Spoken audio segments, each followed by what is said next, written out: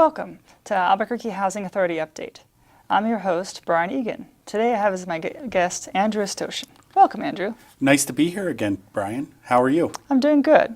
So what's new at Albuquerque Housing Authority here? Brian, last time we spoke, we talked about updating the waiting list, the closure of the waiting list, and the restriction of applications. But I'm happy to hear that we have much more positive news today. The Albuquerque Housing Authority now has a limited intake of public housing applications. That means we're going to be taking public housing pre-applications from October 21st through December 22nd of 2014. And how can people apply for the public housing program? Well, it's different this time, and hopefully much easier for all of the residents throughout the city.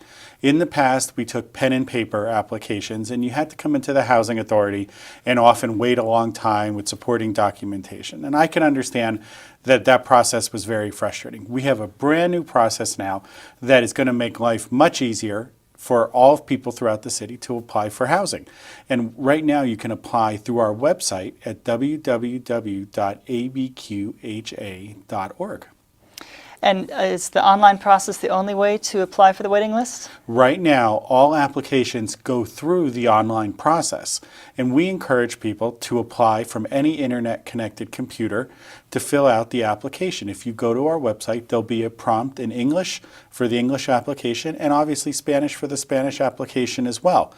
If, however, somebody requires special assistance, there's a limited number of appointments available at the Housing Authority for you to come in and be assisted by our staff. And what if the person doesn't have a computer? Well, there are a lot of options available. If a person doesn't have a computer, there's a list of free, publicly accessible computers in English and Spanish on our website. Again, it's www.abqha.org. And we list sites in all four quadrants of the city where you can go and apply, and that includes libraries and community centers. Mm-hmm. Is there an application fee to join the waiting list for public housing? No way. Albuquerque Housing Authority would never charge for an application fee. And if anybody asks you for a fee to apply for services provided by the Albuquerque Housing Authority, don't do it, because it's most likely a scam. Are there immediate vacancies, or is there a wait to move in? Brian, there's still a wait. The wait was close to 3 years when we restricted applications approximately a year ago. It's now down to a year and a half for public housing. And that's why we've opened it to a limited intake of new applications. Are there any preferences in admissions or priorities? Well, there are a number of preferences we provide. The first is if you've been involuntarily displaced due to fire or other natural disaster or through government action, like your apartment building being condemned as being unsafe or unhealthy or not inhabitable, you can apply for a displacement preference. There are also preferences for households who work at least 1,040 hours, and that's part-time in the previous 12 months, and presently have a job. There's also an education preference and a family self-sufficiency or a self-sufficiency program preference as well. And what about elders? There's also housing specifically designed for elderly. If you're elderly or disabled, that's a preference as well. And what should people do if they're involuntarily displaced? If they're involuntarily displaced, we understand that it's a very urgent and special set of circumstances. You need to go to our website and contact the Albuquerque Housing Authority at 764-3920 and ask for an appointment for a displacement case, and we'll assign you a staff member who will walk you through that process. Mm-hmm. Now, is the Housing Authority taking applications for Section 8 Housing Choice Vouchers? The Housing Authority has two programs. One, as we just talked about, is our public housing. Those are the apartments that we manage. They're the physical apartments located throughout the city. The Section 8 Housing Choice Voucher program is our voucher, and you can use those with private landlords, and it helps you subsidize the rent. Right now, when the Section 8 Housing Choice Voucher waiting list is closed and restricted, no applications are being taken at this time. We have about 3,000 people on the waiting list, and the wait exceeds 2 years. So our goal is to continue to reduce that list.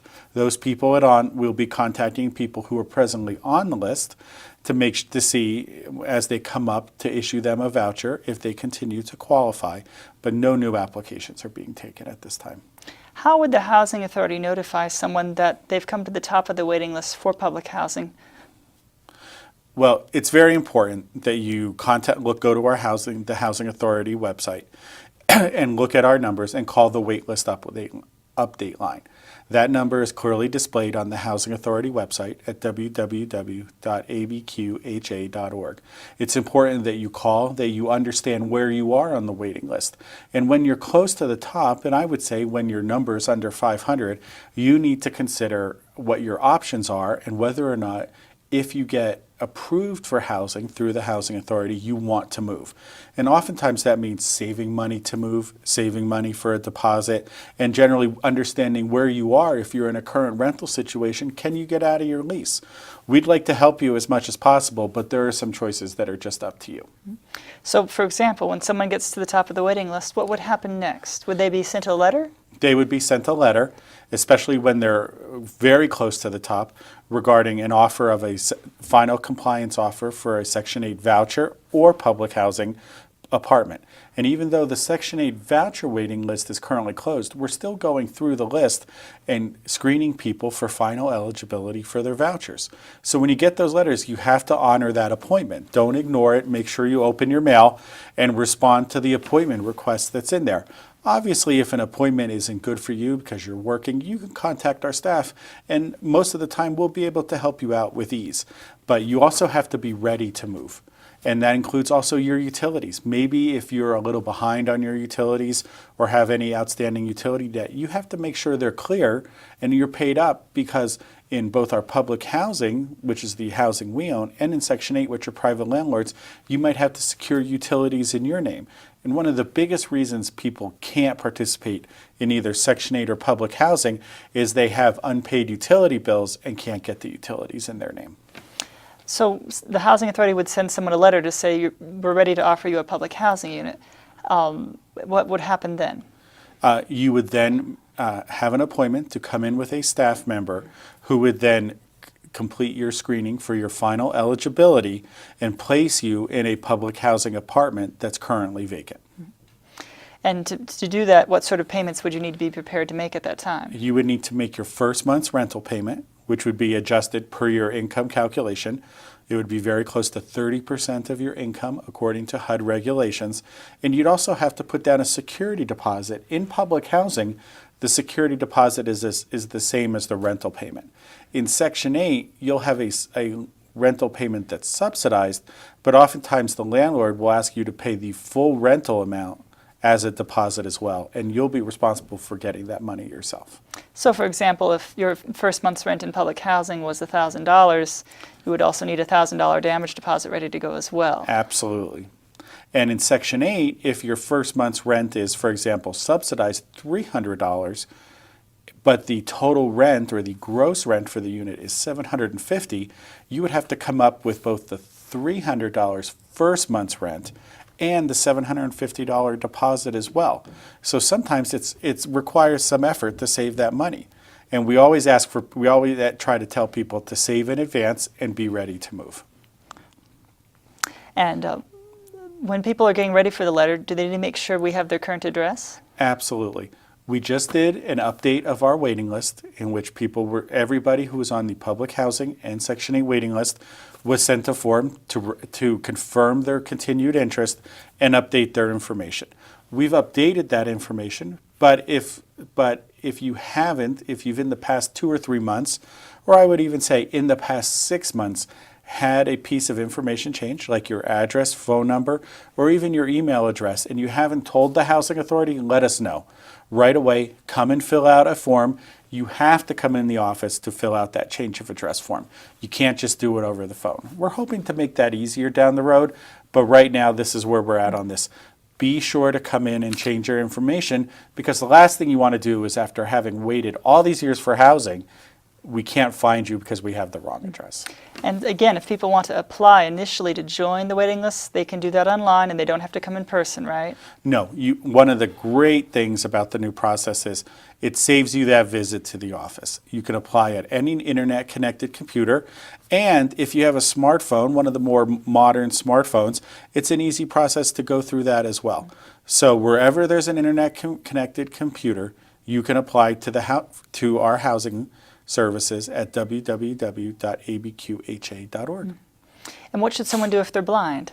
Obviously, if you're blind or have any other substantial disability that limits your ability to use this method of application, contact us right away and we'll have staff available to assist you. And oftentimes, even though we'll still be using the online application, staff will take you through the process and help you where you need it to apply through our online portal. And is the Housing Authority having information sessions about the opportunity to apply? If you're interested in learning how to apply, you can come on Mondays from 2 to 3 p.m. at the Housing Authority, and you have to sign up and make an appointment by calling 764-3920. And what we'll do is we'll give you an introduction to how this whole process works. And that's completely optional, right? It's completely optional. There are also the 2 dedicated days set aside to assist people who need special assistance in applying are Wednesdays and Fridays. And also, you have to call the Housing Authority. We're happy to set up an appointment for you. But in order to get that special assistance, all we ask is that you call and make an appointment. And we've got plenty of slots available for people who need it. And are language translation services available for persons that don't speak English or Spanish? Absolutely. We have, with regards to going back to Spanish, we have staff who can provide direct translation. If you are not proficient in English and are not even proficient in Spanish, but speak another native language or have a different language that you require assistance in, we have what we call a language line that can provide direct and simultaneous translation as well. The only thing you have to do in that is let us know what language you need translation in, and we'll be sure to set up a translator just for you. How can I find out if I make too much money to qualify for public housing? On our website, there are the HUD income limits, and those are the income limits adjusted for family size that are the guidelines for program eligibility. So when you go to www.abqha.org and click on apply, there'll be a few links at what we call our introduction portal. One of those is our income limits, and that will tell you how much you need to make or how much you cannot exceed in order to be available for our housing programs. So there are income limits. Absolutely. There are income limits. And if I were to be direct, I would say it's 50% of the area median income according to HUD regulations. But if you have specific questions about what your income is and how it fits into family size, I encourage you to go to our website and click on that link after you click on apply, and it'll walk you through the process. Are the limits higher the larger the household? Absolutely.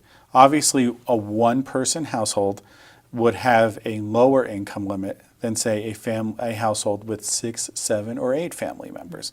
And so it's adjusted by family size. And what size apartments and houses are in the public housing program? Is it just 1 and 2 bedroom apartments, or are there many options? We have many options from 1 to 5 bedroom apartments in our public housing program. And also, when you go to that introduction portal after you click on apply and you're wondering what size bedroom can I apply for, there'll be a link there as well that will walk you through and provide you guidelines so that you can apply for the proper size unit. What if I need a wheelchair accessible apartment? Is there a place to tell the Housing Authority? Absolutely. On our new application, there's a specific question if you need special features in your unit to accommodate a disability. And we encourage you, it's a mandatory field. You have to answer yes or no. And be sure to answer that question because we want to match the right households with the right units and the right features.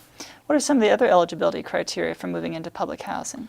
Well, there are a number of eligibility criteria. It's important to remember that even when you submit your pre-application online, final eligibility isn't determined until you come up and are screened on the waiting list. And we run a criminal background check, a landlord check. We also check to make sure you're not on any type of sex offender registry.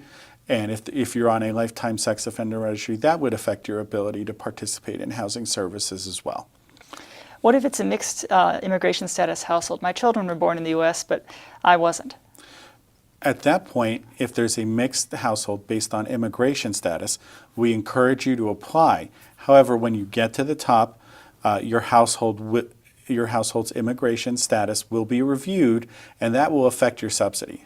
So if one person in the household has eligible immigration status and one person is not eligible, your subsidy would be prorated. You would get half the subsidy because only one person in your household has eligible immigration status. Likewise, if 2 or 3 of of your household members are not eligible and one is, you can still live there, but the amount of subsidy paid on your behalf will be affected. So for example, it's a single mom and the baby was born here but the mother wasn't. That would be something like that. That would be what we call a 50% eligible household. And if it's two children who have eligible immigration status in the United States and maybe a parent who does not, it would be 2/3 eligible. We would give you 2/3 the subsidy along those lines. Now, granted, it's a complex calculation, and every case is different. If anybody has questions about how they would be subsidized, we really encourage them to call because we want to get your specific case correct. And then does the Housing Authority assign bedroom size based on the number of people in the household? Yes, it's a complex formula because every household is different. There are certain guidelines. And I think, Brian, it would probably take me an hour to go over every scenario. However, on our website at www.abqha.org, after clicking apply, there's a 2-page, what we call a fact sheet, which is right based on our admissions policies that gives you all type of scenarios. And hopefully you'll be able to match your household scenario to a scenario there and select the right bedroom size. Does public housing allow pets? Public housing does not allow pets except in elderly housing, I believe. You can correct me if I'm wrong. I'm trying to remember the exact details. Will we allow a dog or a cat? Yes, at this time. And also the pets have to be suitable for our program. Obviously, a very large or dangerous pet is not suitable for a small apartment. So we review those on a case-by-case basis. And if you have a pet along those lines, please bring it to our attention. Then are there other affordable housing opportunities as well in Albuquerque besides public housing? Well, Albuquerque Housing Authority is not the only provider of affordable housing in the city. And we know that a lot of our residents need affordable housing right now. And we have a resource packet that's available, and it's also available on our website to connect you with other housing providers throughout the city. And so what we encourage you to do is apply as many places as possible so you have as many choices as possible. And then finally, what's the website to apply at? www.abqha.org. That's ABQ like Albuquerque, HA like Housing Authority.org. And what's the last day to apply? December 22nd at midnight is the last day. And the system is set up to take applications 24 hours a day for this period of time. So whether it's early in the day or late at night, you can go to this portal and apply. And once people apply, will they get a confirmation number? Yes. One of the most important things to remember is you would get a paper receipt in the past. Now when you apply and your application is complete, you'll be able to print out your receipt. Or if you're not able to print out your receipt, you'll get a confirmation number. It's very important to keep that number as a record of your application because that's how we're going to track it if there are any issues. Do I have to provide proof of income at the time I apply? You do not have to provide supporting documentation at the time you apply. However, you have to certify that all the information in your application is true and correct. So the supporting documentation will be used to verify when you get to the top of the list. But it's very important that you tell us exactly what your circumstances are right now in order to apply. Don't guess what it's going to be like 2 or 3 years from now or along those lines. Because if you do not provide the correct information, it could very well exclude your application. And is this the only housing authority in Albuquerque, or are there other public housing programs in the area as well? Well, Bernalillo County Housing Authority provides the same type of services Albuquerque does. And we are the 2 largest housing providers within the city. There are also nonprofits throughout the city that receive HUD funding or tax credit funding and participate in other affordable housing programs, and those are available in our resource packet.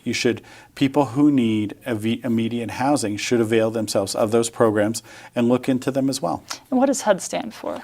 The United States Department of Housing and Urban Development. And is that the department that funds the public housing program at Albuquerque Housing Authority? Absolutely. 100% of our funding comes through the federal government through the United States Department of Housing and Urban Development. And is the public housing program also covered by the rents the tenants pay? In part. Yes, absolutely. The rents the tenant pay are their contribution to their rent for the household. The remaining operations are subsidized through the U.S. Department of Housing and Urban Development. And for public housing, do we have collections in only one part of town, or are they spread out all over the place? Well, right now, collections, there are a lot of ways, payment options, ways you can pay your rent. And right now, one of them is to come into our office and pay there. We encourage you to bring a money order. You can pay by mail. But in the future, we're going to be branching out and having site offices in which you'll be able to pay as well.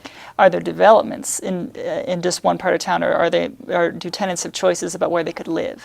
Oh, when a person comes up on the public housing waiting list, they'll be offered a unit. Unfortunately, because of the great demand and the volume of housing available, as we try to fill those vacancies, people are not going to be able to pick which apartment they're going to live in. They're going to be offered one that's available based on their household size. Is this the major difference between public housing and the Section 8 Housing Choice Voucher Program? Yes. When you have a Section 8 voucher, you pick the building or the community you want to live in. But with public housing, we're just going to offer you an apartment. That's why it's called a housing choice voucher, because it's the voucher holder's choice of which house to rent? Absolutely.